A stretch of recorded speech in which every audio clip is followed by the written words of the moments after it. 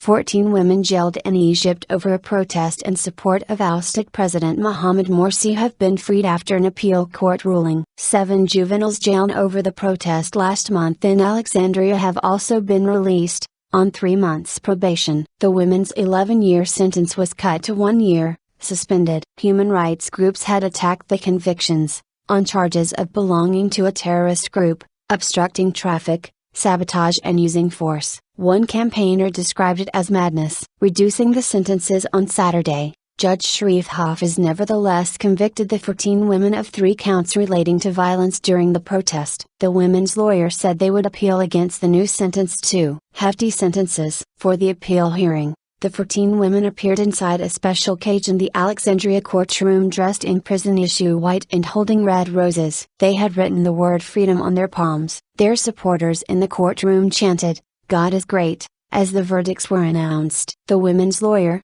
Ahmed Al-Hamraoui, urged the court to acquit them, arguing there was no evidence against them. Even in Mubarak's era there were morals, he said. Egypt's women and girls were a red line and they weren't placed on trial. In November, the women and girls took part in an early morning demonstration in support of Mr. Morsi. Relatives say it was the first protest by the group, called the 7 a.m. movement, and that it was peaceful. Prosecutors had accused the women of fighting with knives and throwing stones during clashes that erupted at the protest, AFP news agency reports. The father of a 15-year-old girl told the BBC he would take legal action to have the conviction quashed as his daughter and her mother were innocent passers-by. The women had expected to be sentenced to a month in jail at most at their trial last month. Their original sentence was longer than that given to some convicted killers, says the BBC's Orla Guerin in Cairo. The verdict was condemned by human rights campaigners in Egypt as blatantly political,